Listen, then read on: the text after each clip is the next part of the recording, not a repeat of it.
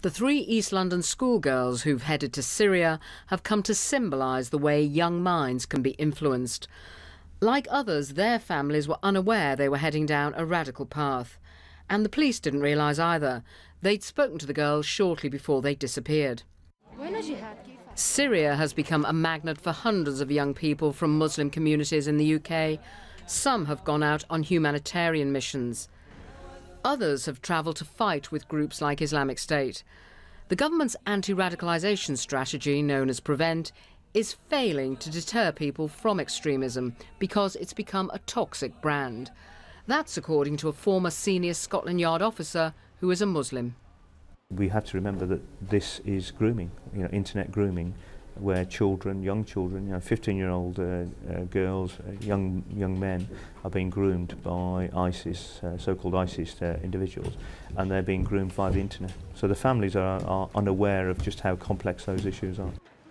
The former police officer maintains that because many of those involved with the PREVENT programme are white, they're failing to engage with Muslim communities. 5 years ago, there was uproar in Birmingham when it emerged that CCTV cameras installed in 2 predominantly Muslim areas were funded from a counter-terrorism budget.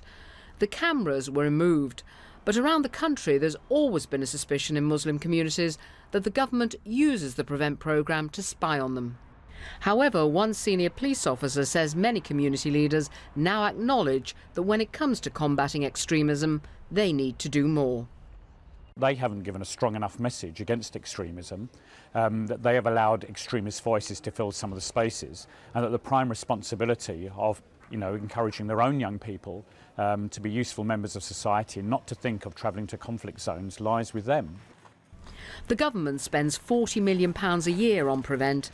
The Home Office says more than 2,000 people have been put on de-radicalisation programmes and hundreds more have been offered support.